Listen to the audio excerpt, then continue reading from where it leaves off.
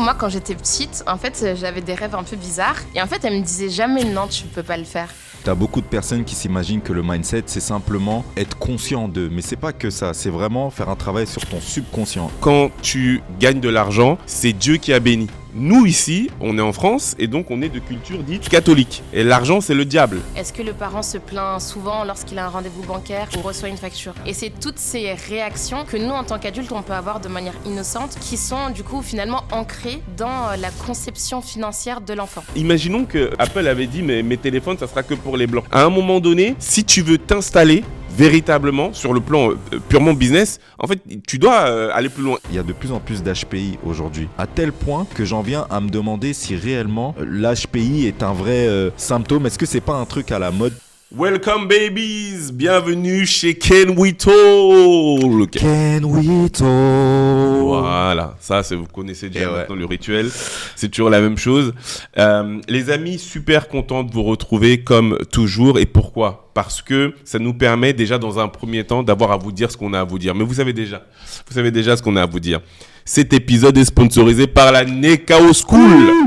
Aujourd'hui, connaître et comprendre les rouages alloués à l'éducation financière est indispensable. D'ailleurs, l'invité avec lequel on va échanger ce matin va nous expliquer tout ça. Mais c'est indispensable et c'est la raison pour laquelle, au travers de nos années d'expérience en tant que consultant en gestion de patrimoine, on a décidé de créer un programme qui va te permettre de disposer de tous les fondamentaux pour que tu puisses maîtriser dès cette année, je dis bien dès cette année, tout ce qui tient de tes entrées, mais également de tes sorties d'argent, mais également l'investissement, mais également l'immobilier, mais également la crypto, oui, mais également private equity. Tout ce qui tient de l'investissement doit être aujourd'hui connu, maîtrisé, et on va te permettre de pouvoir le faire si tu prends ton rendez-vous gratuit dans la description. On compte sur toi, je compte sur toi. Abonne-toi. Surtout, abonne-toi. Active la cloche. Si c'est pas encore on est sur toutes les plateformes de streaming. Tu peux également nous écouter. Et je l'ai dit, tu as entendu, nous ne sommes pas seuls. Nous sommes avec quelqu'un de très important. On est avec quelqu'un aujourd'hui qui, là, tout récemment, je crois que c'était le 25 mars dernier, a disposé du trophée des femmes décerné par Forbes. C'est pas n'importe qui. On a Mini Antwi avec nous. Comment allez-vous, madame? Bonjour, ça va très bien, merci pour cette belle présentation. Franchement, merci à toi. On devait déjà se voir il n'y a pas longtemps. C'est vrai. Malheureusement, on n'a pas pu, mais aujourd'hui, on se voit. Tu connais un peu le concept de Can We Talk? Je vais dire oui. Parce que j'ai déjà regardé un ou deux épisodes. T'as vu quel épisode? J'ai vu l'épisode avec Adjinaya et celui avec le fondateur de African Fusion. Ok, d'accord, ouais, voilà. Donc l'un des derniers qu'on a sorti. Ok, très bien. Là, tu vois, en fait, il y a un espèce de triangle où tu as l'impression d'être confronté à nous, mais c'est juste la disposition. En vrai, Can We Talk, c'est surtout un échange d'idées. Donc, on va poser des thèmes, il a des questions, j'ai des questions. On échange autour de tout ça. On n'a pas envie de faire forcément un effet de répétition avec l'épisode de Tanguy sur Kalimandjaro où on parle vraiment de ton parcours exclusivement. D'accord. On va essayer un peu de sortir des chantiers battus tout en quand même restant dans ton thème de spécialisation. Est-ce que ça te va? C'est parfait. Très bien. Comment tu vas, frérot, déjà pour ça va, en super forme, très content d'être là. Non, franchement, moi aussi. Ça va et toi, Frangin? Bon, moi ça va, je vais bien. Tu vois, hier je suis allé au sport. Je sais pas si t'as vu en ce moment, je m'entraîne à faire des petits saltos. Je me sens comme un gamin de 15 ans et c'est cool à mon âge de comment dire, de se découvrir de nouvelles compétences comme ça que tu pensais que tu ferais jamais, genre un salto quand même. Non, franchement, je t'ai félicité parce que c'est chaud, le gars est chaud. Ouais, vraiment. Tu fais du sport toi un peu? Je devrais. Mais là, avec la nouvelle vie de jeune maman, franchement, on priorise le timing. Tu m'étonnes. Mais je devrais. Tu pourras un jour. Voilà. Tu sais déjà ce que tu voudrais faire ou... Non, aller à la salle de sport classique, cours collectif, on reste dans le classique. Pour commencer, c'est très bien. C'est ça, tranquillement. Ok. Donc, il se trouve que toi, tu as créé Clésis Junior, qui est une école, c'est même de la preschool, je crois. Ouais, une after school. Une after school. Vous faites autant physique que digital, c'est ça? Ça veut dire si j'habite n'importe où dans le monde, je peux faire la Clésis School. Je vais inscrire mon enfant, je pense. J'aurais quelques questions à te poser d'abord. J'ai pas mal de questions à te poser pour mon petit qui va avoir 3 ans bientôt.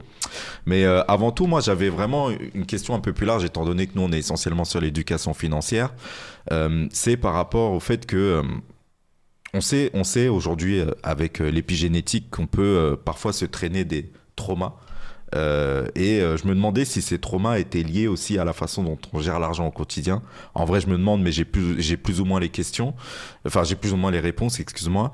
Et je voulais savoir déjà, je sais que vous traitez de ces éléments-là, notamment l'éducation financière. Est-ce que tu constates des choses par rapport à la façon dont les petits gèrent leur argent et est-ce que vous arrivez à partager des choses avec eux qui créent comme des déclics à ce niveau-là? L'éducation financière, j'ai envie de dire, c'est quelque chose que nos enfants n'apprennent pas à l'école déjà. Donc c'est quelque chose qu'on apprend en vivant et en observant son entourage. Donc les enfants apprennent beaucoup en regardant le comportement des parents face à l'argent. Est-ce que mon parent dit souvent « Ah, j'ai pas l'argent pour t'acheter ça ?» Est-ce que le parent se plaint souvent lorsqu'il a un rendez-vous bancaire ou reçoit une facture? Et c'est toutes ces réactions que nous, en tant qu'adultes, on peut avoir de manière innocente qui sont du coup finalement ancrées dans la conception financière de l'enfant. Donc l'enfant va développer finalement sa propre conception par les réactions de ses parents, par le comportement du coup de son entourage, par aussi les choses qu'il va voir à l'école. Moi, par exemple, je me suis entre guillemets rendu compte que j'étais dans une certaine situation financière quand en primaire, j'ai commencé à être invitée aux anniversaires et j'ai vu d'autres types de cadres.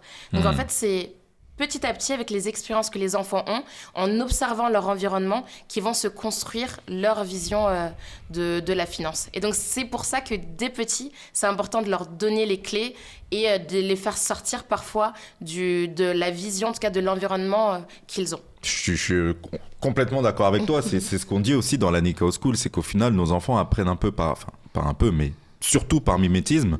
Et t'as beaucoup d'adultes qui nous demandent quand est-ce que vous sortez une Nikao School pour les enfants et tout, mais on dit mais cherchez pas, le meilleur moyen de former vos enfants, c'est d'abord de vous former vous-même en tant qu'adulte. Donc est-ce que toi aujourd'hui, en formant des enfants, tu sens quand même que tu arrives à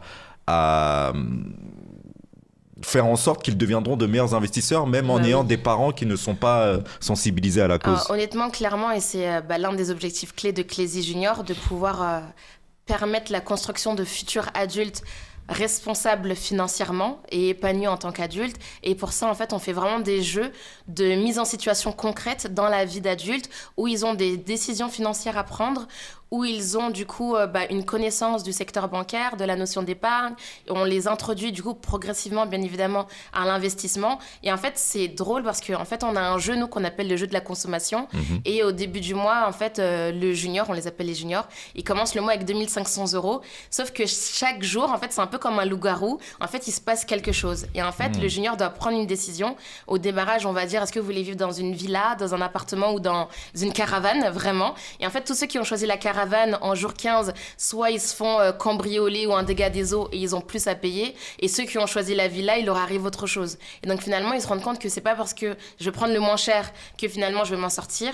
Et aussi que prendre le plus cher coûte cher aussi. C'est donc, génial. Ça leur permet de voir tout ça. Bravo. Il y a une gamification qui permet de maîtriser l'ensemble de ces notions. C'est super intéressant. On a dit qu'on n'allait pas forcément revenir sur le parcours, mais c'est important quand même de comprendre pourquoi est-ce qu'aujourd'hui tu es à la tête de Clézys. Moi, quand j'avais effectivement regardé tes interventions, tes interviews, il y a quelque chose qui m'a marqué. Je ne sais pas si vous l'avez remarqué, mais il n'est pas rare quand même de voir aux États-Unis des enfants millionnaires, ou en tout cas des enfants, tu vois, qui ont réussi à faire de très très belles, à avoir de belles réussites. C'est quand même bien plus rare en France. Ça n'existe pas en France même, je pense. Voilà. Alors après, en tout cas, j'en ai jamais vraiment entendu. Quand tu hérites, des enfants qui héritent, oui, mais des enfants qui ont vraiment build un business en France. Ouais, non, franchement, sauf c'est vrai que quand ils deviennent chanteurs ou acteurs, mais sinon, j'ai jamais vu. Hein. Et du coup, moi, je voulais t'entendre là-dessus, notamment sur le fameux Dream Big dont tu parles souvent. Et de quelle façon est-ce qu'à un moment donné, ça a créé quelque chose en toi au point de te dire, en fait, il faut qu'on transmette ça aux enfants, en fait. Et notamment ici en France. Oui, alors je vais répondre par deux choses. Dans mon parcours, pour pas revenir dans mon parcours, mais à un moment, j'ai été du coup formée aux États-Unis, en Californie. Et j'ai eu du coup cette notion de grandeur, de grandes routes, de grandes voitures, de tout le monde qui parle avec des grandes expressions, des gens qui prennent de la place et ça ne gêne pas. Et j'ai vu qu'il y avait un parallèle qui était complètement différent en France. Et la deuxième chose que je dirais aussi par rapport à ça, c'est que lorsqu'on voit du coup cette différence de mentalité, en fait, l'intégrer, le transmettre aux enfants dès le plus jeune âge, c'est le meilleur moment. Quand on devient adulte, bien évidemment, c'est pas trop tard pour évoluer, mais en fait, on a déjà des barrières, on a déjà des pensées fortes, on a déjà, en fait, son propre système de pensée, mais nos enfants ont encore la chance d'être un terrain vierge, j'ai envie de dire. Et donc, si on sème ces graines de grandeur dès petits, en fait, on va pouvoir avoir des adultes qui vont voir grand, qui vont avoir de l'ambition positive et qui vont pouvoir, en fait, se mettre moins de barrières. Par exemple, il y a beaucoup de gens qui disent qu'il n'y a pas assez de femmes dans la finance, dans l'entrepreneuriat, dans la politique, etc. Alors que nous, nos petites filles, tout comme nos petits garçons, dès qu'on fait des jeux de mise en situation avec eux, on se rend compte qu'elles n'ont pas de barrière parce qu'elles ne se disent pas que c'est pour les garçons.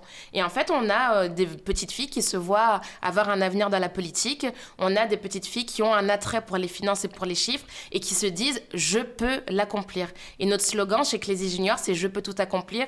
Et ça, c'est vraiment des choses qui sont importantes de marteler à nos juniors dès petits avec des déclarations positives et avec aussi la réalisation d'actions concrètes. En fait, plus un enfant va faire des choses qu'il se croyait pas capable de faire, qu'il se croyait réservé aux adultes, plus en fait, il construit du coup son estime de soi et à ajouter du coup aux déclarations positives, etc.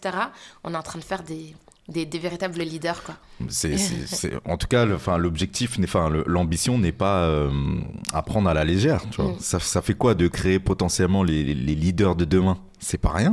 C'est honnêtement, au-delà du côté business, pour moi, c'est mon héritage sur cette terre. Je me dis, au moins quand je partirai d'ici, je vais pas partir avec mes millions, avec mes futurs millions, mais au moins, je vais partir confiante parce que je sais qu'on a des juniors qui sont rentrés chez Clézy Junior, qui ont gagné confiance en eux.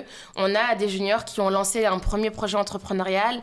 On a des juniors qui se sentent mieux en fait dans leur identité, dans qui ils sont, qui arrivent à voir grand et en fait je sais que j'aurais marqué à ma manière mon écosystème. Moi, la question que je me pose, et que les choses soient claires, déjà, j'ai acheté Clézys et ses amis à mon fils, déjà, pour commencer. Donc, c'est pour dire que c'est pas que je suis d'accord, j'embrasse grandement l'initiative Clézys. Ceci dit, j'ai une question, histoire de vous challenger un peu quand même, Bien madame. Ce que tu l'as découvert aux États-Unis, et on le sait, c'est un pays qui est de culture protestante. Chez les protestants, quand tu gagnes de l'argent, c'est Dieu qui a béni. C'est Dieu qui t'a donné. Il y a une dimension où on t'encourage justement à développer tes connaissances et à faire un maximum d'argent parce que ça va avec la bénédiction divine. Nous, ici, on est en France et donc on est de culture dite catholique. Et l'argent, c'est le diable. Les gens qui ont beaucoup d'argent n'iront pas en fait dans le royaume des cieux. Vous connaissez en fait tout ça. Et la question que j'ai du coup, c'est de quelle façon est-ce que tu penses que il est possible d'avoir à projeter cela dans un pays dont la culture n'est absolument pas allouée en fait à cette dimension de grandeur et même, disons les choses très clairement, sur le plan pécuniaire, de richesse à proprement dit. Ok, alors déjà, je vais juste faire une parenthèse en disant quand même à toutes les personnes qui nous regardent que chez Clézy Junior, on ne partage pas de religion particulière. Donc on est vraiment ouvert à tous les juniors, indépendamment de leur croyance, de leur genre, de leur couleur. On est vraiment pour tous. D'accord. Voilà, déjà. Et ensuite, ce que tu dis, c'est important parce que tout le monde me le dit, en fait, si j'avais lancé Clézy Junior dans un pays anglophone, enfin, ce serait beaucoup plus... Voilà, quoi. Clairement. On serait aller beaucoup plus vite, etc., etc. Mais je pense que c'est pas une mauvaise chose d'être en France parce que justement, on est là, du coup, pour susciter un réveil, susciter un changement. Et donc, du coup, le boulevard est hyper large et immense. Et donc, oui, c'est plus dur. Oui, ça prend plus de temps, surtout qu'il y a la culture avec laquelle il faut se battre, parce que c'est pas du tout la culture française, et de deux, on est dans un secteur qui est l'éducation. L'éducation, c'est un secteur très touchy en France, et c'est pour ça qu'à chaque fois, je mets bien des précisions quand je parle de Clézy Junior, parce que c'est un secteur qui est très cloisonné et protégé par l'État. Réglementé. Voilà, c'est ça. Et donc, du coup, il y a deux batailles. C'est pour ça que moi, en tant qu'entrepreneur, honnêtement, dans mon parcours, j'ai eu beaucoup de frustration, parce que je vois des entrepreneurs qui lancent... je sais pas, des marques de cosmétiques ou compléments alimentaires ou quoi que ce soit. Et j'ai envie de dire, en fait, ça va beaucoup plus vite. mais parce que en fait on a choisi un secteur qui est l'éducation. Donc c'est plus long, aussi bien pour avoir la confiance des parents, faire ses preuves, être reconnu du coup par le secteur, en fait, le milieu professionnel et étatique. Donc, c'est un vrai parcours du combattant. Mais aujourd'hui, après 6 ans quand même de dur labeur vraiment intense, on commence à voir les fruits. Et là, du coup, on rentre du coup dans une phase de développement. Et donc, du coup, grâce à cette expansion, grâce à la franchise, je pense qu'on en reparlera, ça va permettre en fait de bousculer cette culture beaucoup plus rapidement et partout sur le territoire. Et comme ça, en fait, ce ne sera pas juste sur mes épaules à moi, Milly, parce que vraiment, c'est un travail collectif qu'il va falloir faire pour faire bouger les choses.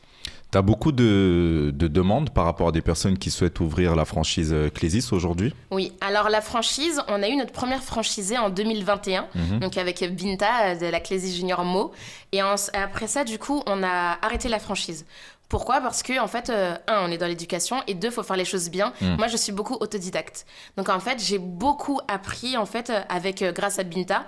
Et le temps de structurer, d'avoir, du coup, une bible de la franchise fonctionnelle, de répertorier tous les cas, etc.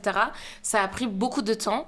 Et une fois que ça a été fait, juillet 2024, on a signé du coup la 2e franchise. Donc Julie, je fais mes dédicaces en même temps. Normal. Salut Julie. Julie, voilà. Julie de Clésis Junior Créteil. Et à partir de là, maintenant, en fait, on est en phase d'expansion sur la franchise.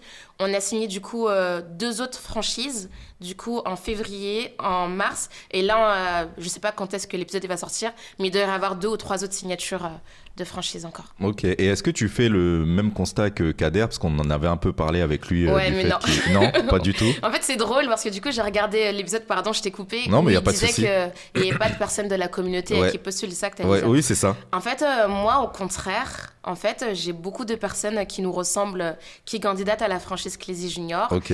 Et du coup, là, nouvellement, comme j'ai participé au salon de la franchise pour la première fois, etc. Donc, du coup, j'ai d'autres types de personnes de plusieurs horizons qui rejoignent. Mais chez Clésis Junior, en tout cas, la couleur de peau ça nous affecte pas, en tout cas pour les personnes de la communauté. Elles embrassent la vision. En fait, peut-être que elles pensent à leurs enfants, en fait. Donc, je crois que le rapport, il est différent. Et après aussi, j'ai envie de dire, beaucoup de femmes. Et je pense que la manière de se lancer dans l'entrepreneuriat quand on est une femme et quand on est un homme, c'est pas pareil. Je pense aussi, après c'est ma pensée personnelle, qu'il y a moins ce côté d'ego aussi, peut-être de suivre un autre homme noir, etc. Et je pense qu'en tout cas, il y a plus une notion de sororité, en tout cas avec les candidates avec qui je parle, etc., qui veulent embrasser la vision, qui veulent pousser pour aller plus loin, etc. Donc je crois que le rapport et la vision au projet n'est pas la même. C'est intéressant ce que tu dis. Et pardon, vas-y. Non, vas-y. Et chez vos enfants aussi, aujourd'hui, tu dirais qu'il y a surtout des enfants de la communauté, pour l'instant, par rapport à un constat réel, ou alors c'est déjà mélangé? Clésis Junior, il faut savoir que nous, on s'est lancé en fonds propres. Sans prêt bancaire, sans investisseur. Donc, quand on se lance en fonds propres, en fait, son premier noyau de chalandise, je dirais, c'est notre entourage. Et donc, du coup, souvent, c'est les gens qui nous ressemblent. Et on attire beaucoup les gens qui nous ressemblent aussi. Donc, il y a eu plusieurs vagues, du coup, de familles qui nous ressemblent, qui nous ont recommandé à leurs proches qui leur ressemblent, qui en ont parlé à leurs tantes, à leurs cousins, etc., qui leur ressemblent. Et aujourd'hui, on est dans une phase de diversification où des personnes d'autres communautés, du coup il y a la communauté maghrébine qui est de plus en plus présente, et là je pense que dans les prochains mois on va toucher aussi une population plus caucasienne, et ouais, parce que au début quand on se lance, on attire son premier client. Et d'ailleurs je remercie du coup énormément la communauté de nous avoir fait confiance, parce que c'est partir de là, non, il faut le dire, c'est vraiment quand on se lance avec zéro, c'est eux qui ont donné la force, c'est eux qui ont fait le tremplin. Tout à l'heure tu as dit que j'avais eu le trophée Forbes, c'est parce que du coup il y a des familles de la communauté qui m'ont fait confiance, qui ont poussé Clésis Junior. Vraiment des fois c'était moi-même, j'étais c'est ma boîte là dont il parle comme ça. Donc ok, d'accord. Donc vraiment des véritables ambassadeurs. On a des mamans, je continue mes dédicaces, Mariama, Asma, tout le monde. En fait, on a vraiment des mamans ambassadrices extraordinaires qui poussent, parce qu'en fait, c'est pour nos enfants. Et en même temps, en fait, elles ont tellement poussé qu'aujourd'hui, on travaille aussi en B2B avec des grosses boîtes comme la Bread, HSBC, avec des grosses institutions, Johnson & Johnson, qui nous font confiance. Pourquoi ? Parce qu'en fait, on a fait nos preuves avec un public de particuliers et maintenant, en fait, on arrive à rentrer à d'autres types de milieux. Ok. La question que j'ai, elle reste dans la même thématique parce que, je le disais, je suis fièrement client du livre que mon fils adore, vraiment.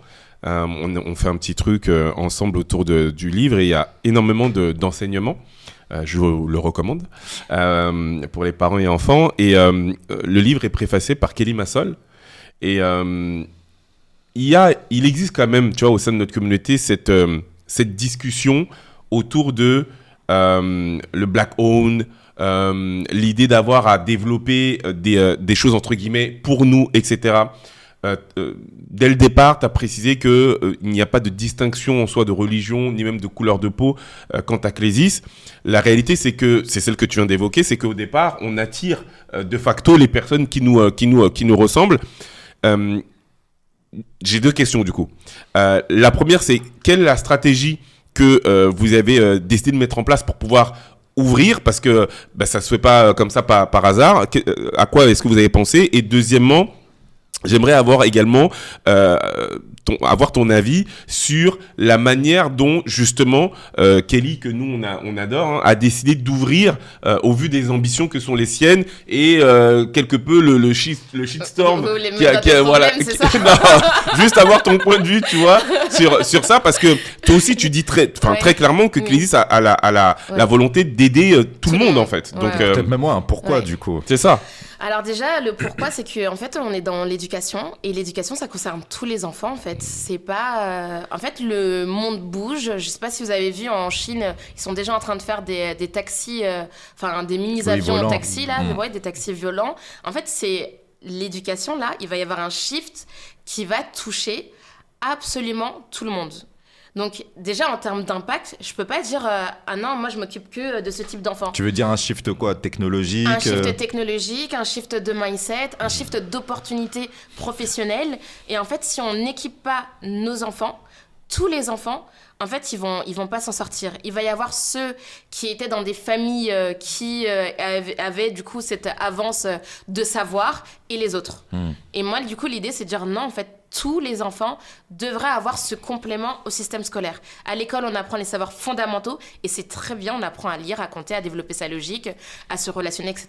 Et chez Clésis Junior, on apprend vraiment les compétences qui vont nous servir dans le monde de demain. Et ça, en fait, ça concerne tout le monde. Et donc, c'est comme si, pour moi, le fondateur d'Uber a dit je vais créer Uber, mais que pour une communauté. Alors que tout le monde a besoin de se déplacer. Et je vois pas l'intérêt en fait de segmenter alors que c'est quelque chose qui touche et qui va impacter tout le monde. Ok.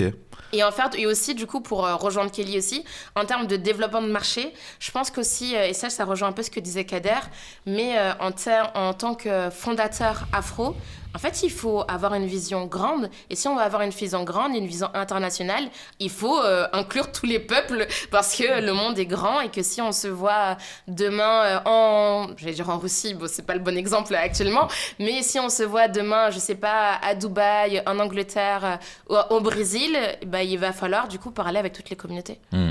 C'est intéressant. Ça, c'est fort et c'est pour ça que je t'interroge là-dessus parce qu'il faut que les gens puissent l'entendre.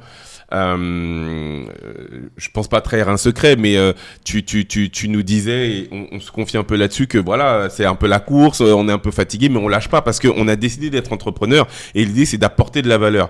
À un moment donné, si tu réduis ton axe de travail, c'est réduire du chiffre d'affaires, c'est réduire en fait des opportunités de business. Vrai? En fait, c'est juste logique.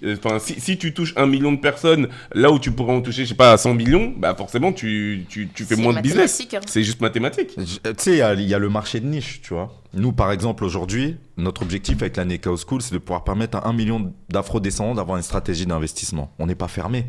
Il y a des personnes qui viennent d'autres communautés dans la Nekao School, mais on a une identité claire, une vision claire et une direction, tu vois, une vision qu'on porte. Et ça permet aussi aux membres de la communauté de se dire c'est fait pour moi et donc je viens dans cet endroit-là parce que c'est fait pour moi. Et donc tu vois, quelque part, ça, je vais pas dire que ça va à l'encontre, mais c'est une autre façon de développer le business qui est tout aussi efficace aussi, surtout quand tu penses que ce soit aux gens de la communauté ou aux enfants de la communauté, tu peux les compter en millions ou en milliards bientôt dans quelques années. Oui. Donc, est-ce que tu te fermes réellement à un marché ? Oui. Et je dis pas que tu devrais faire ça, hein, oui. mais en fait, tu vois, c'est un vrai débat, quoi. C'est un vrai débat très intéressant. Et en fait, je dirais juste que par rapport à la Nikao School, on n'est pas sur le même marché. En fait, dans la Nikao School, ce que vous faites, c'est utile et important. Pour tout le monde, déjà, c'est un besoin qui concerne tout le monde. Ça, c'est un fait. Et c'est pour ça que, en fait, il y a des institutions, il y a plusieurs institutions qui traitent ce problème-là. Donc, en fait, il y a des gestionnaires de patrimoine, il y a d'autres agences qui accompagnent, etc. Et en fait, vous avez choisi, de ma compréhension, cette cible afro, en fait, c'est votre facteur de différenciation. Bravo. Et moi, en fait, avec Clézy Junior, et j'ai envie de dire nous, parce que du coup, aujourd'hui, on est des franchisés, notre facteur de différenciation choisi, ce n'est pas la cible, c'est vraiment le contenu. Exactement. Et aujourd'hui, en fait, il n'y a personne qui propose mon panel de contenu. Et donc, c'est ça qui fait la différence et qui fait que j'ai déjà, en fait, un axe de différenciation. Je ne vais pas aller m'en mettre un deuxième qui, finalement, va réduire mes voix. Je comprends parfaitement. Et même, c'est très important d'avoir à dire que... tu sais, on dit souvent qu'il y a 3 grandes niches au travers desquelles, ou 3 grands secteurs, on va dire ça comme ça, au travers desquels tu peux développer pas mal de business, que ce soit sur du digital ou autre. C'est la santé, les finances, d'accord, donc le make money, etc. Et tu as la spiritualité. Tu vois, toi aujourd'hui, ton secteur, l'éducation, du coup, très clairement, c'est quand même... Il faut aller chercher les personnes. Quand tu dis à quelqu'un, tu peux avoir la possibilité de manager tes finances de façon plus intelligente, tu parles à vraiment tout le monde. Quand tu dis que et tout de suite, quand tu dis que ce 6 ans de travail acharné pour mettre aujourd'hui en place Clésis avec les franchises, etc., tu vois, tu dois convaincre tout le monde, tu vois, c'est vraiment pas le même travail, tu vois. Non, c'est et clair, l'idée, c'est d'avoir en fait à se donner un maximum de chance en incluant. Et même, moi, j'aimais beaucoup ce que Kader disait aussi quand il expliquait déjà dans un premier temps que les gens ne comprenaient pas que comment on appelle ça, la food était un soft power. Qui permettait véritablement de faire des choses incroyables. Donc, on l'a développé dans le podcast pour les personnes qui voudront le voir, mais surtout que cette idée de Black Own doit aller bien plus loin. Imaginons que Apple avait dit, mais mes téléphones, ça sera que pour les blancs. Ou je sais pas, moi, McDo avait dit, mes burgers, ça sera... En fait, c'est à un moment donné, si tu veux t'installer véritablement sur le plan purement business, en fait, tu dois aller plus loin. Et justement, nous devons valoriser le fait que à la tête de telle ou telle société, on a Milly, on a Kader, tu vois ce que je veux dire ? Franchement, on a un impact très important. Je vais pas apporter d'opposition là où selon moi il ne devrait pas y en avoir. Tu vois, c'est que ce business model, celui dont vous parlez, pour moi, il est viable, cohérent, logique et tout. Mais je suis persuadé aussi qu'une personne qui a à côté créé une école pour les enfants et dit que moi, mon objectif, c'est de pouvoir apporter des connaissances aux enfants de la communauté pour qu'ils aient un avantage pour le monde de demain. Je pense que c'est un business model qui peut marcher et que cette personne-là ne se ferme pas à un marché. Elle en ouvre un autre.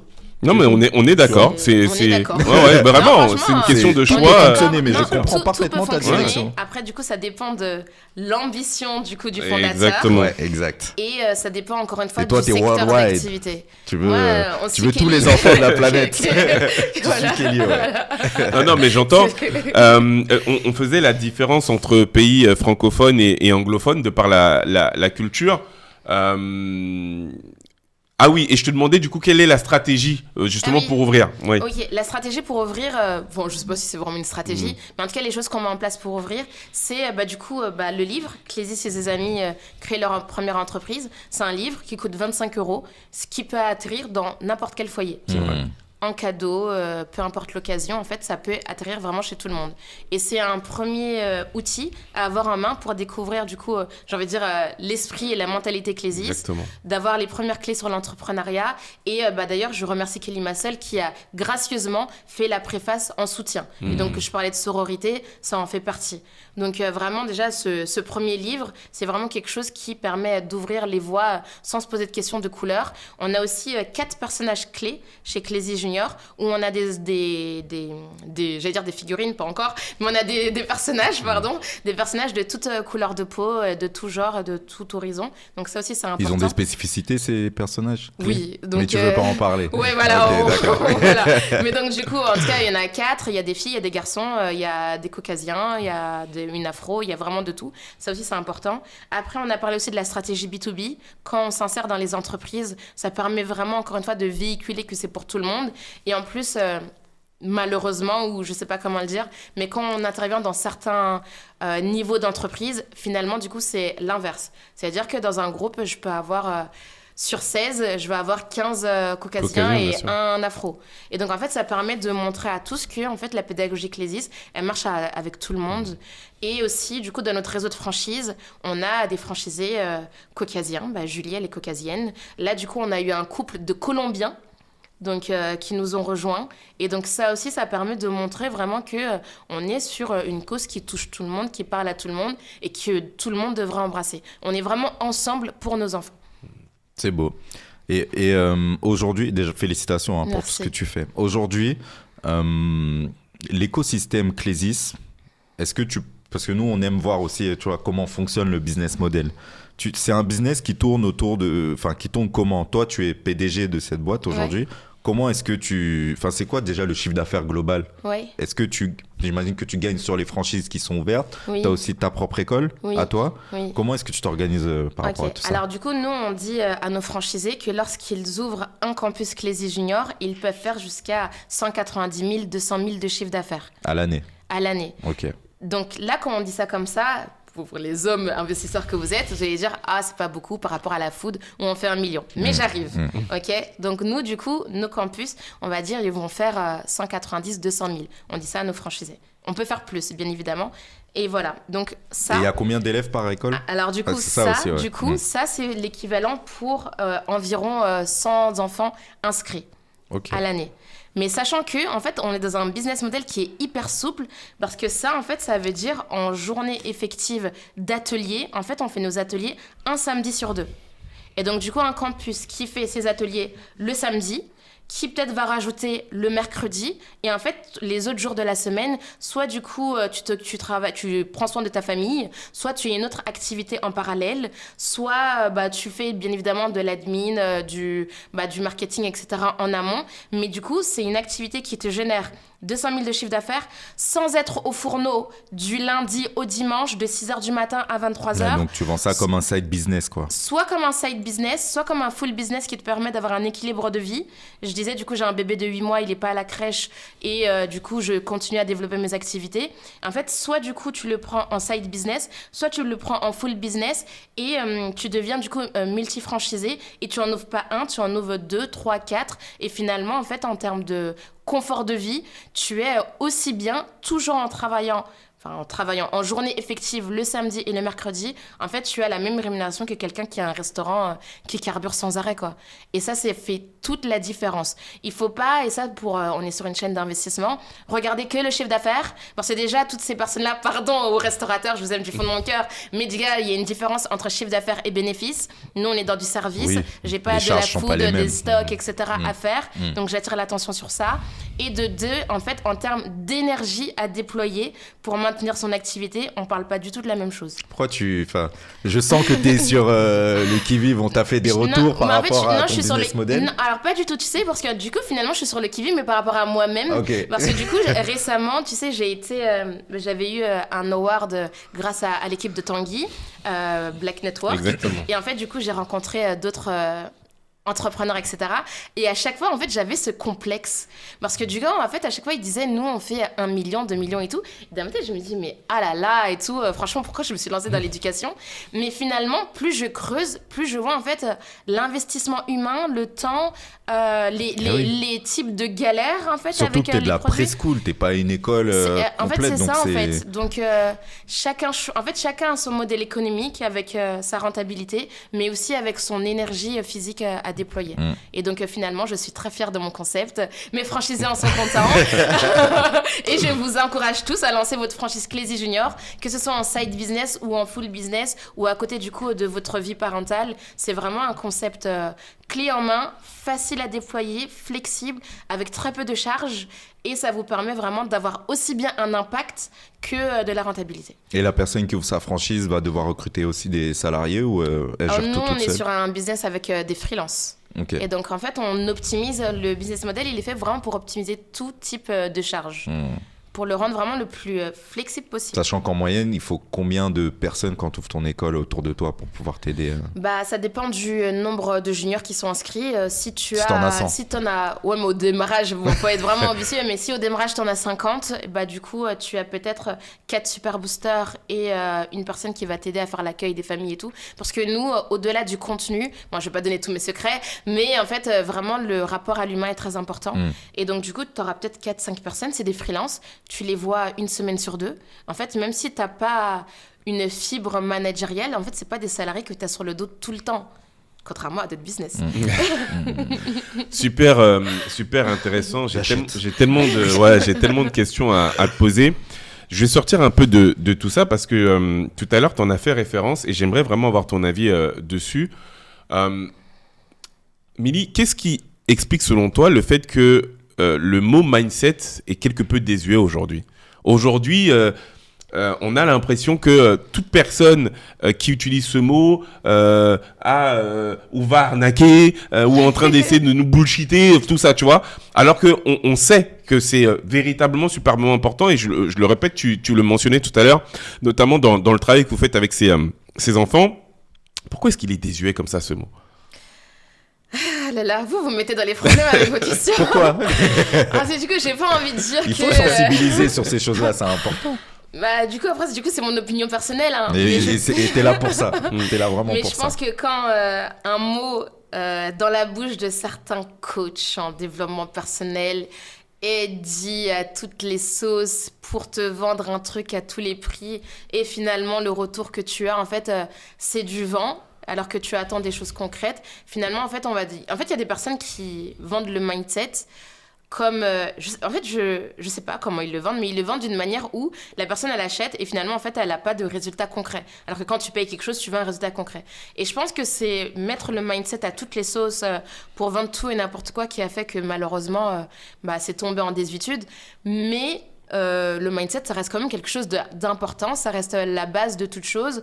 On peut avoir 2 candidats vraiment avec égale compétence. Il y a 2 choses qui vont faire la différence. C'est leurs soft skills, la manière de s'exprimer, de se tenir, etc., de se relationner. Et le deuxième, c'est leur mindset, c'est la vision qu'ils vont avoir du job, de l'entreprise, etc. Et c'est les 2 choses qui font la différence dans la réussite, que ce soit professionnelle ou entrepreneuriale d'une personne. Et on ne peut pas entreprendre sans mindset, sinon... On meurt tous les jours, quoi. Il faut avoir un état d'esprit, en tout cas, solide et ferme, et il faut développer ça chez nos juniors, parce que même à l'école, en fait, il faut avoir un mindset. Quand on est en primaire et qu'on rentre au collège pour la première fois, qu'on est en 6e, il faut avoir un mindset fort, parce qu'on se retrouve à être le plus petit, et en fait, il y a des choses qui se passent à l'école. Quand on fait son entrée au lycée, il faut un mindset. Quand on passe son brevet, il faut un mindset. Combien d'enfants ont raté, du coup, une épreuve du bac alors que toute l'année ils avaient des bonnes notes? En fait, c'est quoi? C'est le mindset.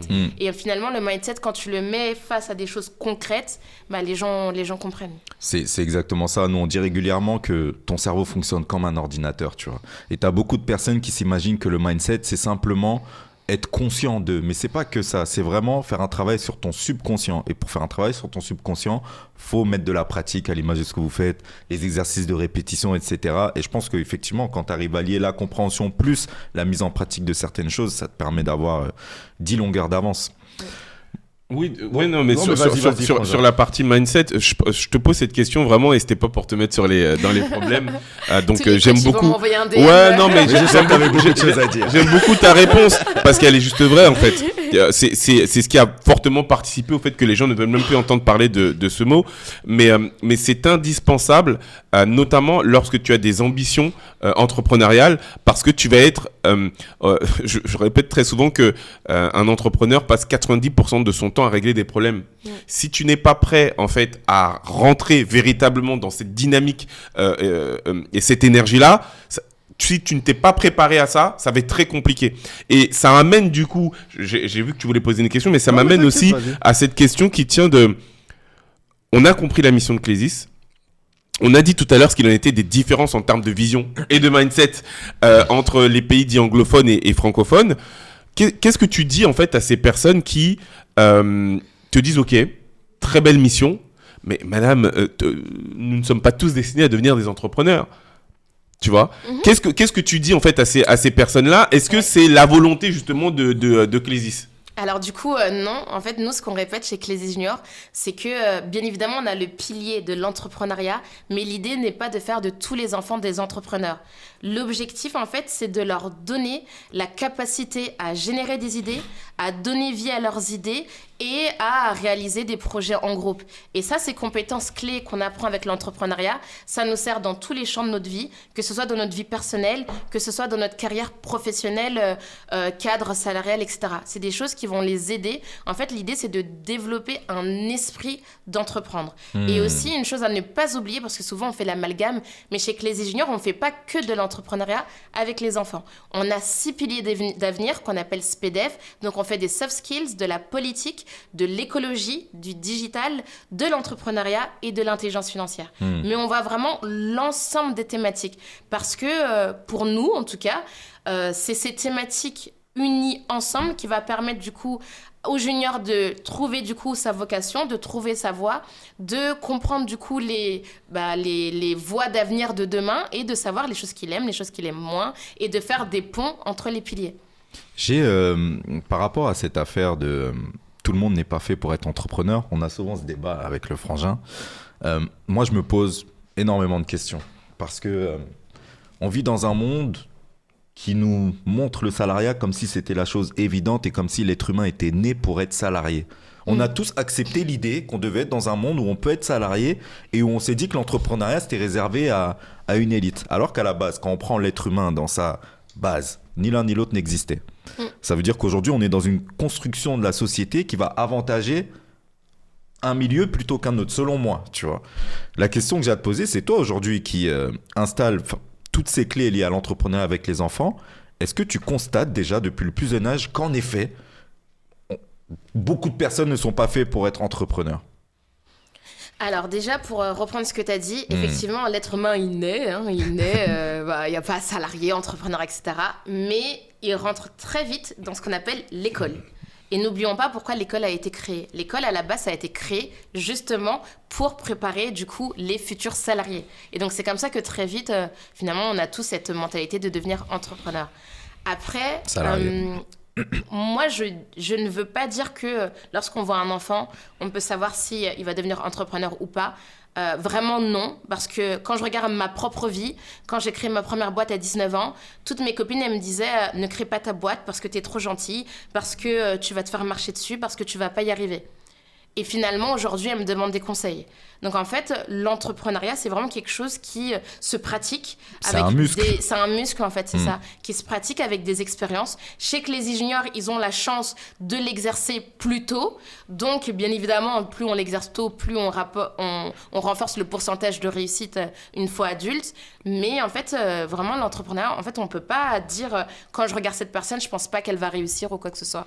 C'est vraiment un muscle. C'est lié du coup à ses projets, à son développement, à son envie. En fait, il y a trop de facteurs. C'est ça. Et moi, j'ai pas peur de dire que je pense que les gens comprennent mal cette notion d'entrepreneuriat. On demande pas à monsieur et madame tout le monde de devenir Elon Musk ou Jeff Bezos. Mais moi, ce que je dis, c'est que tout le monde doit être entrepreneur. Même si à un moment donné dans ta vie, tu es salarié, tu dois entreprendre ta vie. Donc ton passage en tant que salarié, ça doit être peut-être qu'une période, mais la façon dont tu gères tes finances à côté, tu le dis, tous les choix que tu fais au quotidien, tout ça, tu dois avoir l'état d'esprit de l'entrepreneur. Tu dois vraiment entreprendre ta vie.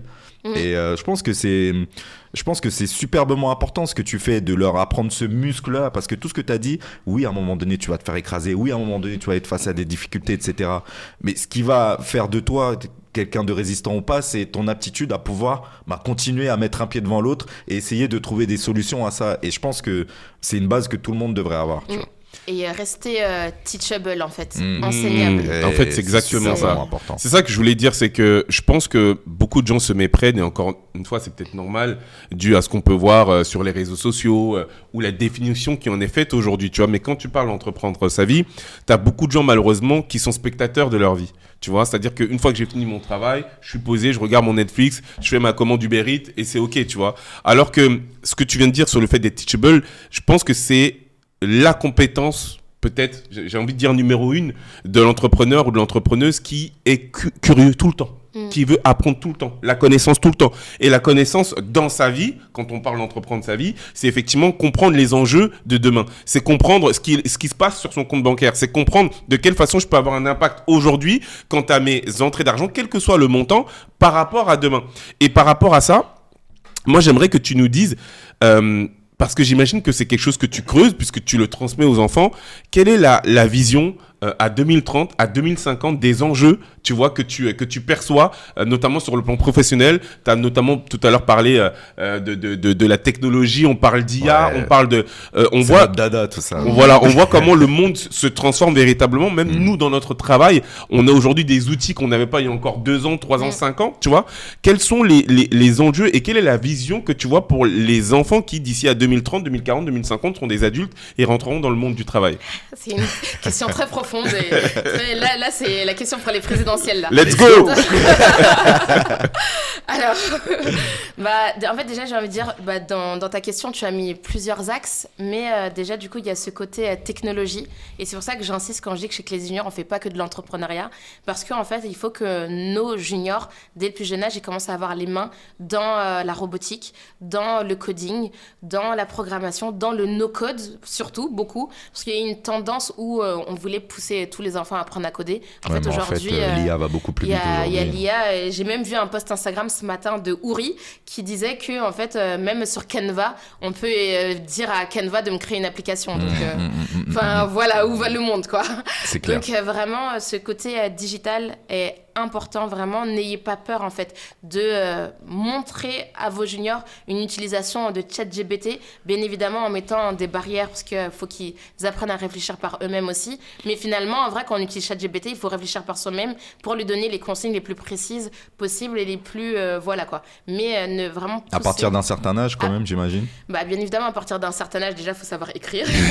Et il faut savoir, du coup, avoir un recul au niveau de la réflexion. Mais en tout cas, dans les enjeux de demain, j'allais dire tous les enfants, mais tous les êtres humains devront en tout cas avoir une maîtrise des outils technologiques, c'est clairement important. Également aussi se saisir des affaires politiques. Parce qu'aujourd'hui aussi, on aime bien se plaindre de ce qui se passe exactement à la politique, etc. Mais je pense que dans les prochaines années, 2030-2050, de la même manière, aux États-Unis, il y a Trump qui, après avoir fait un mini coup d'État, etc., a pu se faire réélire. De la même manière dont, dans certaines contrées, il y a des acteurs qui deviennent hommes politiques. En fait, de la même manière, en fait, demain... De la même manière, demain, en fait, peut-être que ça va être des influenceurs qui vont du coup rentrer en politique. On a déjà le cas en Ukraine. Ah voilà, je savais pas. C'est un comédien à la base. C'est vrai ? Le président. Je savais pas du tout. Ouais. Voilà. Comme quoi, demain, en fait, il va y avoir des influenceurs, il va y avoir du coup des personnes de tout milieu qui vont du coup se saisir de la chose publique. Et en fait, c'est important du coup de dire à nos enfants qu'il n'y a pas de barrière entre les métiers. C'est pas parce que, comme on l'a bien dit, je suis, je sais pas, chirurgien que je peux pas être entrepreneur. C'est pas parce que je suis chirurgien que je peux pas devenir politicien. Et en fait, dans le monde de demain, en fait, toutes ces barrières-là, elles vont devenir de plus en plus transparentes et invisibles. En tout cas, c'est comme ça que moi, je le vois. Et l'éducation. L'éducation, en tout cas, je l'espère que plus les années vont passer, plus les parents ils vont se rendre compte que l'école seule, ça ne suffit pas. En fait, le monde, il change trop vite pour le secteur éducatif classique. Comment est-ce que tu le vois, justement, tout ce changement ? Parce que aujourd'hui, on en est carrément au stade où on voit qu'avec l'IA et toute la façon dont le monde se développe, tu as déjà la plupart des métiers qu'on connaît aujourd'hui qui vont disparaître. Et donc, la question qui se pose, c'est qu'est-ce que nous, on fera demain, tu vois.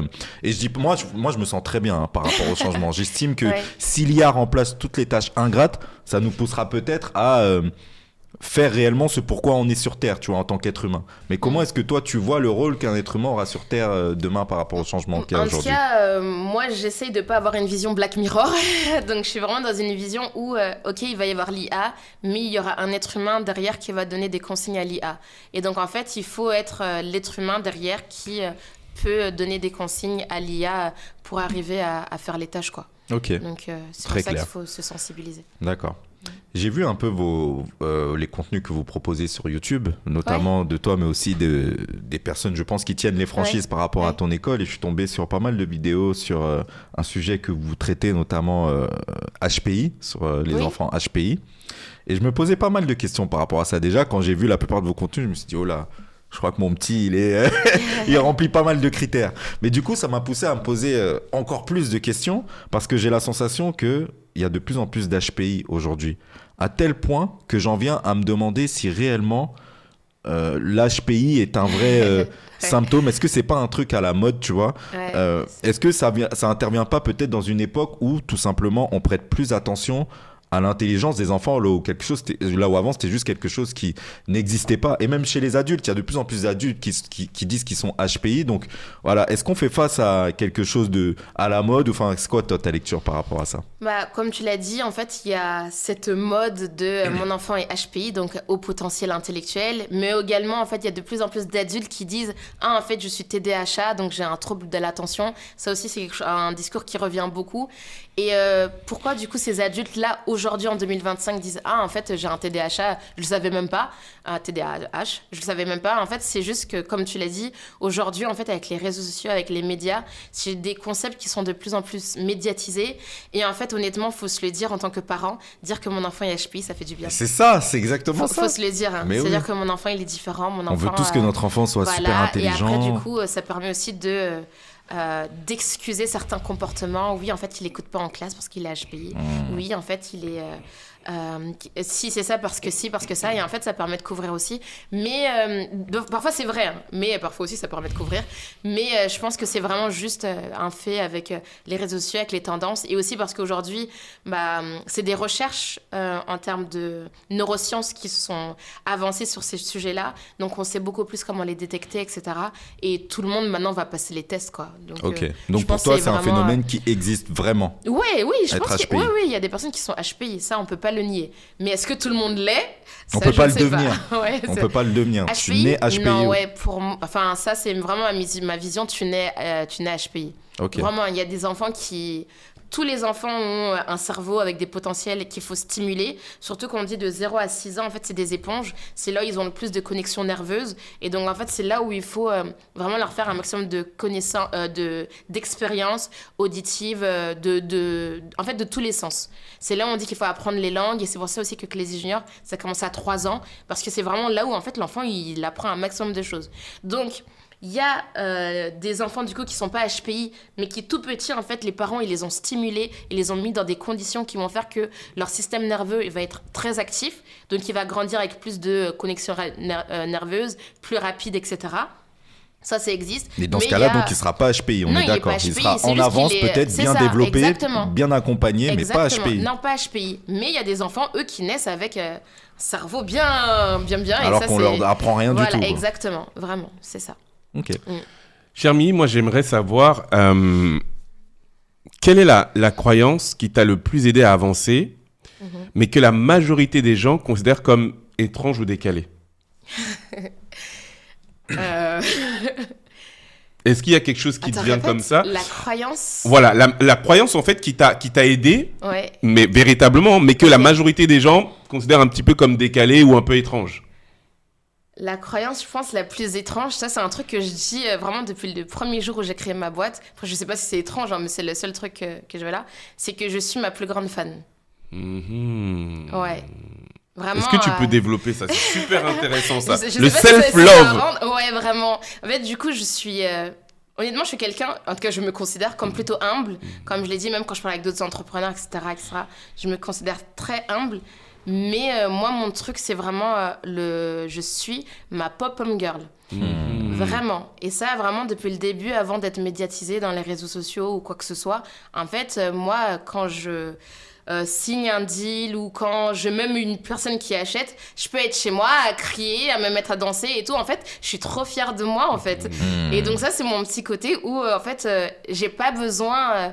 que vous me disiez, Milly, c'est trop bien ce que tu fais.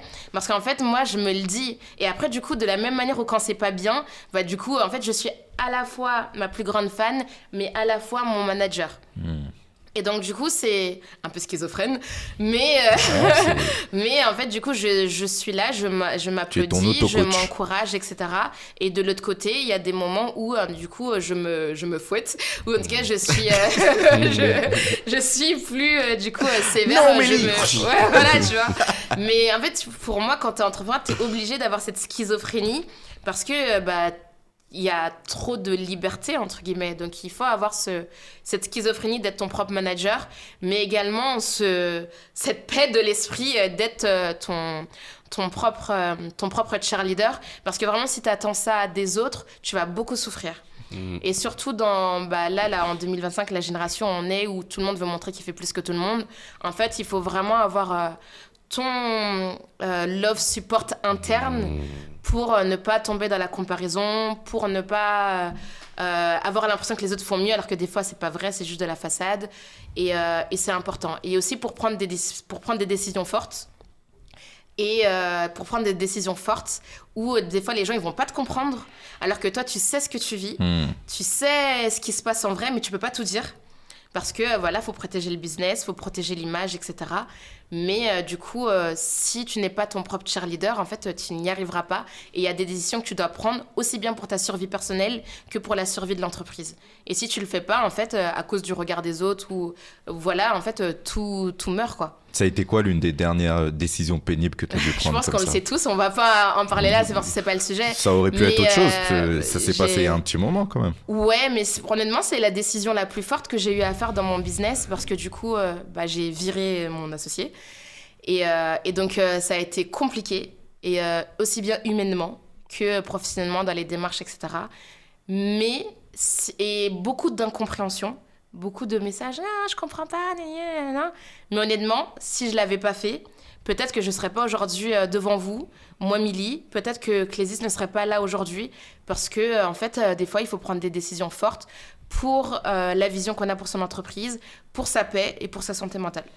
Bien sûr. Je dirais juste ça. Et qui t'a transmis ça, ce love yourself, si je puis dire? Est-ce que ça vient seul ou est-ce qu'on te l'a transmis?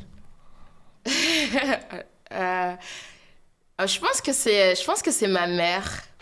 Je pense que c'est ma mère parce que du coup, moi, quand j'étais petite, en fait, j'avais des rêves un peu bizarres. Et en fait, elle me disait jamais non, tu peux pas le faire. Un truc trop bête, hein. Mais quand j'étais en primaire, en fait, je voulais devenir Miss France. Et voilà quoi, les manques de centimètres, manque de plein de choses. Voilà. Et elle me disait finis ton plat, comme ça tu vas pouvoir grandir et tout et tout. Mais en fait, elle m'a jamais dit en fait que tu peux pas le faire. Et du coup, je me souviens, elle avait une meilleure amie, du coup ma tante qui venait et tout. Et elle aussi, elle me disait ouais, ok, quelle année et tout. Mais en fait, ils m'ont jamais dit mais non, déjà ta courbe de croissance, ça marchera jamais quoi. En fait, ils m'ont jamais dit ça et en fait, tout le temps. En fait, elle m'a jamais dit tu peux pas. Elle m'a dit ok, en fait, en gros, quand elle me disait de manger, en fait, finalement, c'est comme si fais ce qu'il faut faire pour. Après, du coup, moi, mon rêve, c'était d'être pédiatre. Elle m'a jamais dit non, alors que ma mère, elle est dans le nettoyage. Mes parents, ils sont arrivés en France, on a très peu de moyens. En fait, elle m'a jamais dit mais non, la médecine, tu vas pas y arriver ou personne va pouvoir t'accompagner. Elle m'a dit ok, tu vas être médecin, renseigne-toi quoi et vas-y. Et je l'ai fait, j'ai tenté, j'ai échoué, mais elle m'a jamais dit non. Et même quand j'ai échoué, elle m'a dit est-ce que tu recommences ou pas. Après du coup non, parce que j'ai fait une autre voie, mais en fait elle m'a jamais dit non tu peux pas le faire, non tu peux pas y arriver ou t'as beaucoup de parents lorsqu'ils se retrouvent face à ce type de situation où ils savent que ma fille tu pourras jamais être Miss France parce que ça eux ils ont la sensation d'être bienveillants parce qu'ils se basent sur des faits concrets par rapport au monde dans lequel on vit aujourd'hui.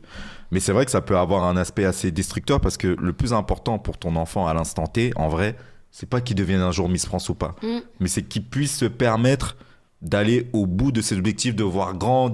Et ça se nourrit, tu vois, parce que t'es peut-être pas devenu Miss France, mais t'es devenu aujourd'hui la personne qui a créé Ecclésis grâce à cet état d'esprit et ces barrières qu'on n'a pas démolies sur toi étant petit. Donc c'est important d'avoir des parents comme ça. Et surtout qu'aujourd'hui, quand on regarde l'histoire de la Miss France, en fait, les lois changent, les règles changent. Et finalement, tu vas dire non à la personne et qui sait pas. Et qui sait, peut-être dans 20 ans, il y aura une femme petite, noire, on sait pas. qui deviendra Miss France. C'est ça. Donc, il ne faut pas que nos limitations deviennent les limitations de nos enfants.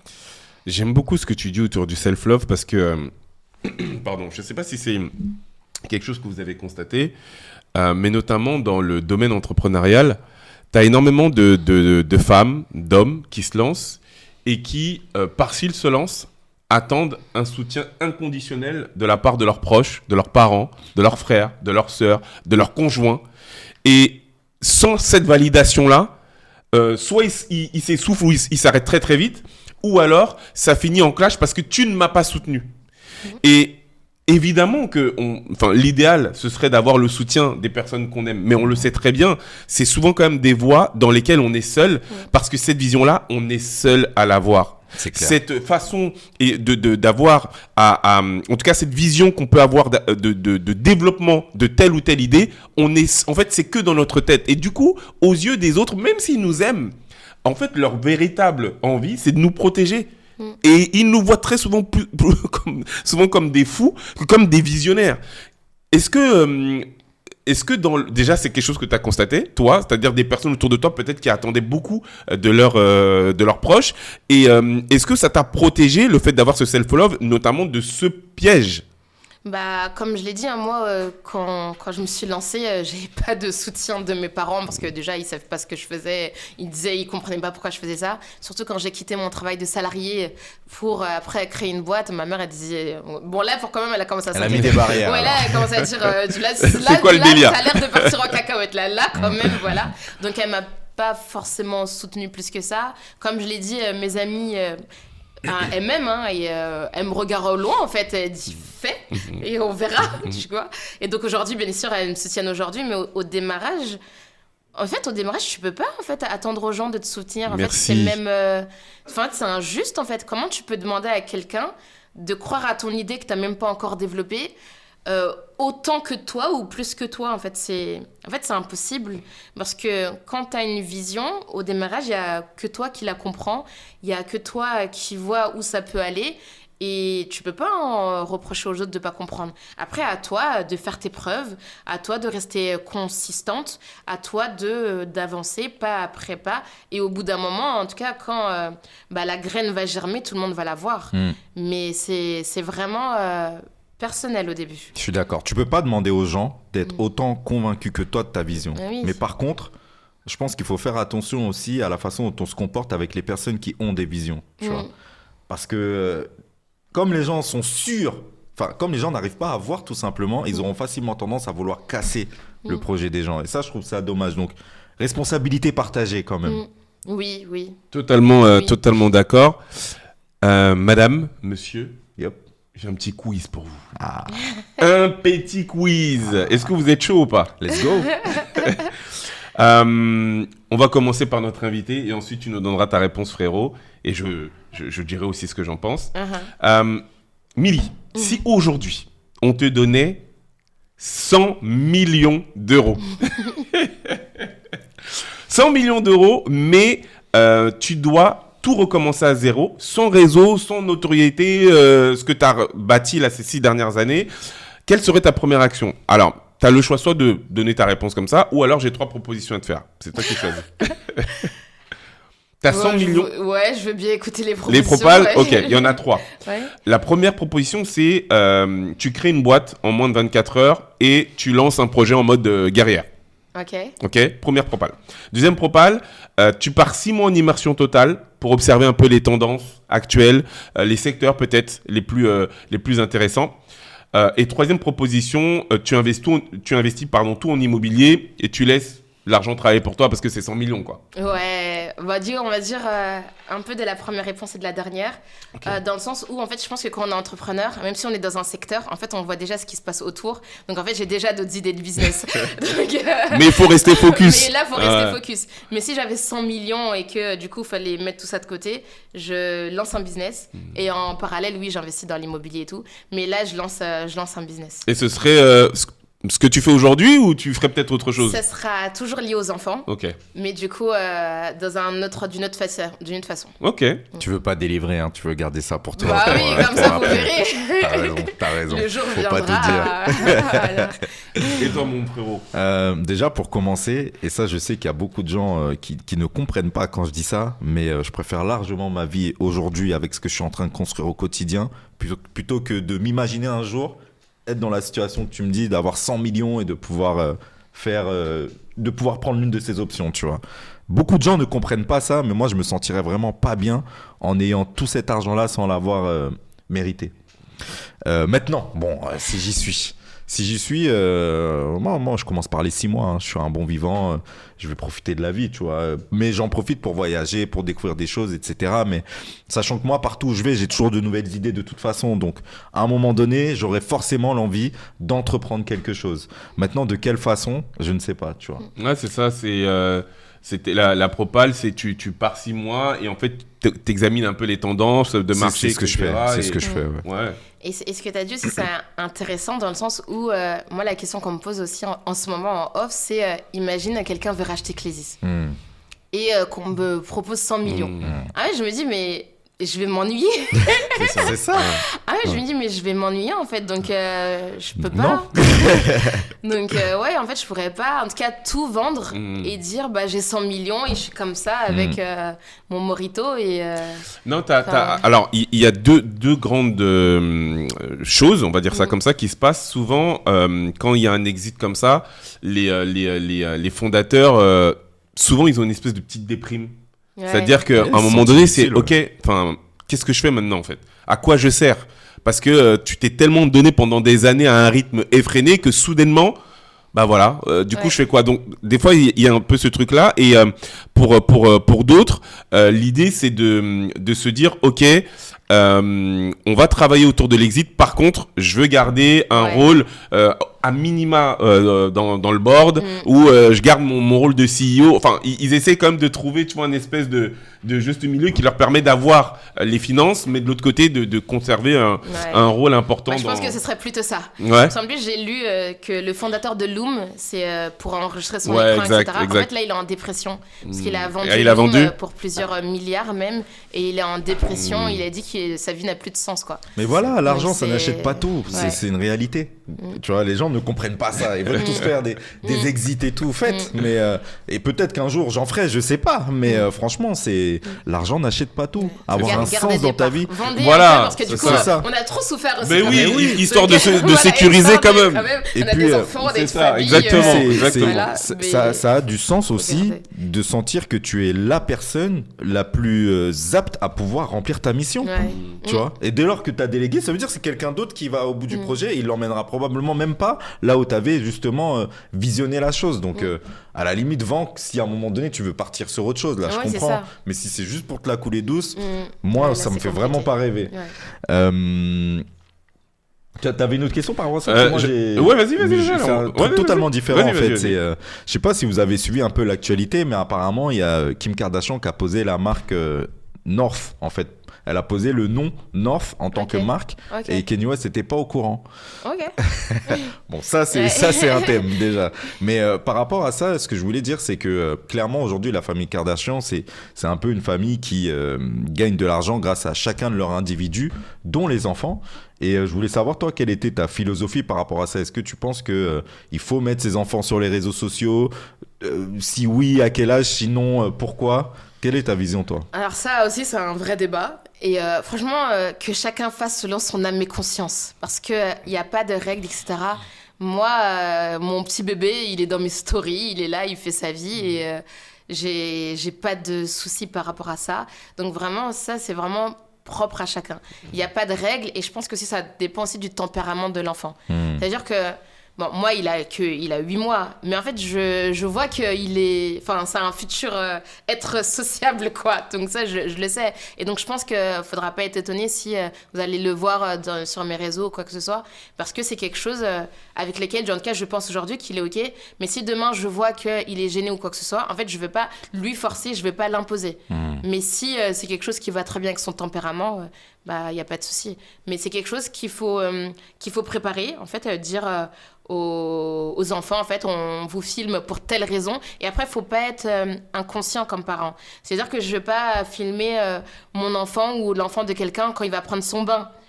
Oui, non, En fait, oui, c'est ça, en fait. Parce que ouais. du coup, c'est des choses qui arrivent parfois. Et les gens, là, ils réfléchissent pas. Mais s'il est là, il est en train de faire un jeu ou de faire un exploit, selon moi, en tant que maman, et là, du coup, je vais le filmer, je peux le poster. Mais il faut, du coup, préparer l'enfant, lui dire, bon, là, le mien, il est trop petit, mais lui dire que voilà, c'est pour montrer telle ou telle chose, en discuter avec l'enfant et voir si tout est OK, quoi. Je comprends. Mais moi, tu vois, il y a un truc que je me dis, c'est que...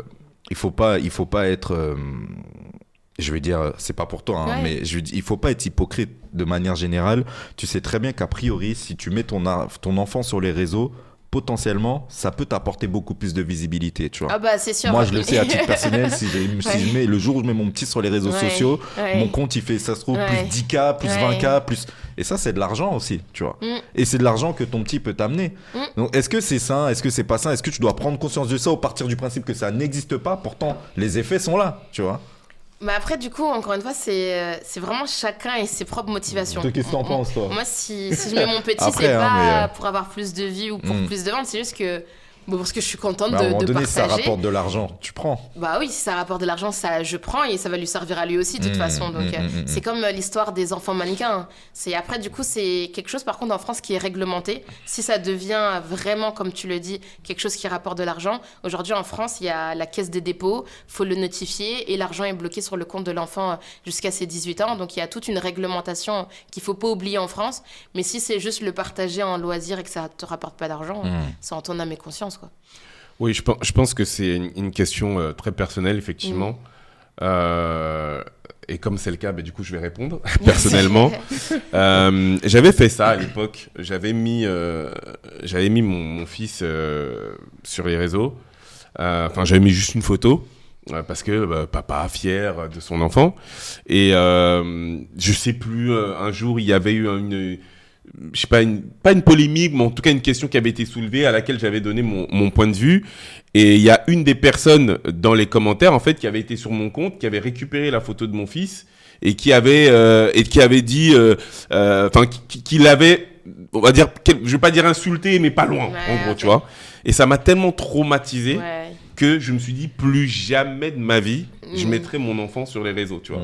Et je pense que quand on décide de s'exposer, aujourd'hui, les réseaux sociaux ont pris le pas sur ce qu'était à l'époque la télévision.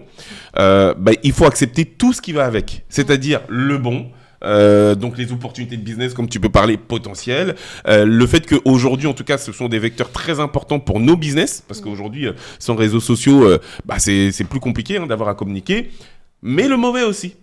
Et le mauvais, ça peut être un dislike, quelqu'un qui met un pouce sur le bas, mais ça peut être aussi quelqu'un qui t'insulte, toi et tout ton arbre généalogique, qui peut en fait récupérer là, comme ça a été mon cas, et ça, moi je l'ai toujours dit, à titre personnel, je suis quelque peu blindé, c'est-à-dire franchement on peut y aller, que ce soit du physique jusqu'à...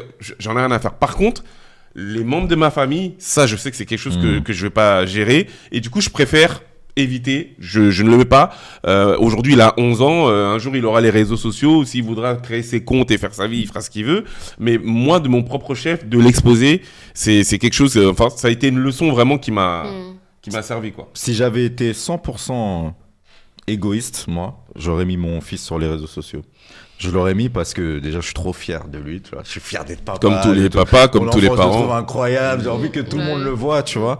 Mais on s'est vraiment posé très longuement la question avec madame et on s'est dit que, tu vois, moi il y a un truc auquel je fais attention, c'est que aujourd'hui on s'est tous familiarisés aux réseaux sociaux, mais j'ai envie que mon enfant puisse se dire que je peux faire ma vie sans réseaux sociaux, sans avoir ma tête dessus. Même si on sait que ça, a priori, ce sera de plus en plus compliqué, je veux quand même qu'il ait l'option de se dire que Le jour où il met sa tête là, c'est parce qu'il aura pris la décision. Juste ça, en fait, j'ai envie de pouvoir le respecter. Et c'est la raison pour laquelle moi, je l'ai pas mis, tu vois. Parce que, étant donné qu'aujourd'hui, bon, je suis pas une star, hein, mais j'ai quand même une certaine visibilité et tout, je me dis que peut-être un jour, il voudra se construire sans que son image soit liée à la mienne. On sait pas, tu vois. Et j'ai envie de me dire que si un jour il prend cette décision... Je pense que votre image, elles seront toujours liées tant que tu es son père. C'est vrai. Mais je bon, comprends. ok, je vais le mettre.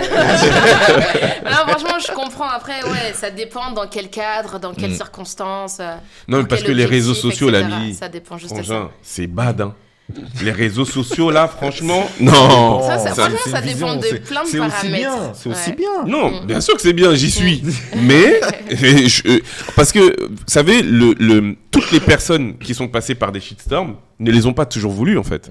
Des fois, c'est un truc que tu vas dire. Des fois, c'est une photo que tu vas poster. Des fois, c'est... C'est pour ça que je fais plein de parenthèses dans les questions que vous me demandez ici. Mais c'est ça. Il y a quelqu'un qui va reprendre ma phrase sur les coachs. Exactement. mais tu vois, lui, il le sait. Je suis monsieur disclaimer. Ouais. Mais en fait, tu te rends compte que même ça suffit pas. Tu vois. Donc, en réalité, moi, c'est une notion que j'ai bien en tête. Et de fait, attaquez-moi, sur ce que vous voulez. Mais par contre... sur les membres de ma famille et tout, je sais que c'est quelque chose qui pourrait m'affecter. Faut se connaître. Ouais. Et je pense que la bonne réponse, c'est toi qui l'as eu, hein, c'est que c'est avant tout quelque chose de personnel. Exactement. On arrive sur la fin. Ouais, on est sur la fin. Est-ce que tu veux qu'on fasse le coup de cœur quand même en rapide ? Ce serait bien, mais on t'a même pas expliqué ce qu'est le coup de cœur. Non, pour le coup. En fait, à chaque fin d'épisode, on aime bien partager entre nous, mais surtout aussi avec l'audience. Quelque chose de positif qui nous a marqué. Ça peut être une aventure, un film que tu as vu, quelque chose qui s'est passé dans la semaine, n'importe quoi, mais voilà, finir sur une note positive qui t'est arrivée, que tu as envie de partager, quoi. On peut commencer le temps que oui, comme ça. Ouais, moi, c'est pas vraiment un coup de cœur pour le coup.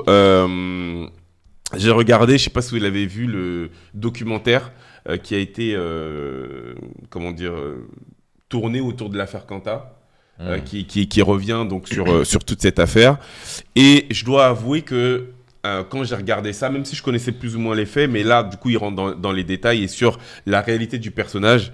Quand j'ai regardé ça, en fait, on est en train de traverser une période qui est un peu complexe, dans la mesure où j'ai l'impression que avec cette vague MeToo, les femmes ont compris qu'elles avaient véritablement droit de citer.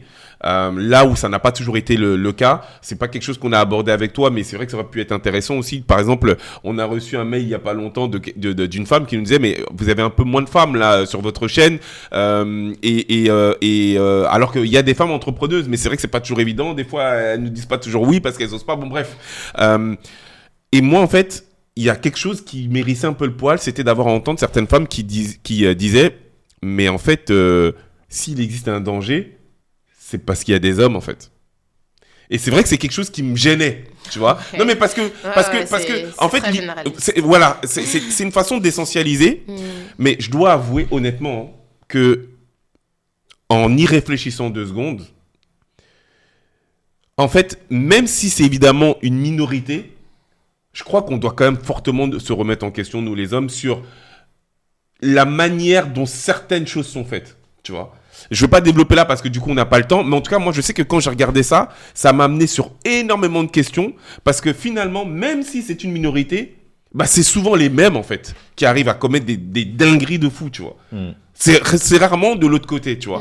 Et du coup, bon, on en reparlera peut-être lors d'un épisode, mais en tout cas, ça m'a... Là, tu me frustres, là, parce que du coup... le truc, c'est vrai que comme on n'a plus beaucoup de temps, mais franchement, il faudrait qu'on en parle parce que ça m'a amené à plein de réflexions quand même là-dessus. Là où, de base, c'est bon...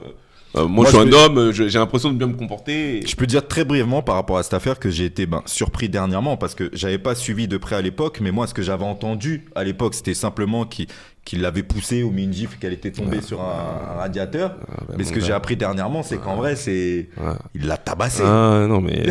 et ça, on l'a pas dit à l'époque. Et ça va même plus loin parce qu'il y a eu une deuxième compagne. Enfin bref, si vous avez le temps, regardez, si c'est le genre de choses que... Je dirais juste sur ça, c'est que malheureusement, souvent, la honte, elle est dans le mauvais camp quand il y a ce type de situation qui se passe. Et c'est juste sur ça qu'on doit tous travailler. Absolument. Voilà. Moi, ce que je vais partager avec vous, c'est un livre que j'ai pas encore fini, mais j'ai bien avancé dessus. Je crois que c'est l'histoire des fondements monétaires qui a été développé par par Kalala Omotunde. Il a écrit un livre en fait où il parle de l'histoire de la monnaie et notamment du fait que la création de la monnaie à la base vient d'Afrique dans l'Égypte antique. Et j'ai envie de mettre la lumière dessus parce qu'aujourd'hui quand on parle de la création de l'argent, en règle générale, on parle jamais de l'Afrique. On va parler d'autres civilisations, etc. Mais déjà, on se rend compte que effectivement, la monnaie de base, avant même l'Occident, elle avait déjà été créée en Asie. Et avant l'Asie, en Égypte. Et il y avait notamment cette monnaie qu'ils appelaient le chati, avec un vrai système financier qui était développé derrière. Et donc, j'avais envie de mettre la lumière dessus. Et n'hésitez pas à aller le lire si vous avez envie de le lire, parce que c'est passionnant. Ok. Du coup, parce qu'on n'était pas du tout dans le même domaine. Déjà, moi, mon expérience coup de cœur, c'était le salon de la franchise. C'est très bien aussi. En fait, pourquoi je dis ça ? Parce que ça faisait au moins 3 années que j'y allais en fait en tant que visiteur. Et chaque année, je me disais un jour j'y serai. Et donc là, c'était la première fois où j'y étais en tant qu'exposante. Donc vraiment contente. Et sinon, je suis allée au Brunch Sugar Days. Brunch Sugar Night. Trop bien. Et du coup, j'ai vu le film Zion. Ouais, alors. Et il faut dire qu'au début, en fait, je l'ai pris juste parce que c'est le Brown Sugar Night, parce que je me suis dit, mais c'est pas du tout mon genre de film, ça a été un documentaire, etc., ça va pas m'intéresser. Mais, en fait, franchement, le film, il est génial. Vraiment, vraiment génial. Et ça a été une très belle surprise, donc je suis contente de l'avoir vu. Et je sais pas quand est-ce que l'épisode va sortir, mais s'il est encore en salle, vraiment, je le recommande à tout le monde. Zion, c'est un super beau film. J'irai le voir. Je sais qu'il est sorti il y a 2 jours, je crois, au cinéma, là, donc il y a pas longtemps. Super beau film. Je l'ai pas encore vu. Et t'as vu Fanon ou pas ? Pas encore. Ok. Pas encore. Je te conseille d'aller le voir aussi. Ouais. C'est bien, on a de beaux films dans la communauté qui sortent en ce moment. Il se passe quelque chose là. Donc, merci en tout cas d'avoir partagé ce moment. Merci beaucoup, vraiment. C'était vraiment top. Super. Félicitations. Ah oui, non, pardon, vraiment toute dernière des questions. Vas-y, super important. On a 2 minutes. Parce que je voulais vraiment t'entendre là-dessus. Oui. Si ton enfant, Milly, devait regarder cette interview dans 20 ans, dans 20 ans, il a 8 mois là, il a 8 mois. Si ton enfant devait regarder cette interview dans 20 ans, je suis encore émotive, je suis encore dans le postpartum. On voulait pousser un peu ça. Quel message aimerais-tu lui laisser ? Avec tout ce que tu as partagé avec nous là, tu vois. Non, vraiment, j'aimerais que mon petit bébé sache que vraiment il peut tout accomplir, qu'il n'y a pas de limitation, il n'y a pas de barrière, qu'il ait sa propre limite, que je l'aimerais, peu importe ce qu'il décide de devenir, entrepreneur ou pas entrepreneur, et que vraiment le monde est à lui et qu'il aille au plus loin qu'il veut aller. Son prénom ? Elion. Elion, mon gars. Tu as entendu, non ? Voilà. J'aime bien comme prénom, Elion. Ouais. Magnifique. Ça veut dire quelque chose. Ça veut dire Dieu très haut. Magnifique. Merci pour beaucoup ce beau message.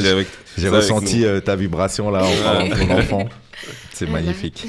Mesdames et messieurs, voilà, on a encore eu un excellent épisode avec une invitée en or.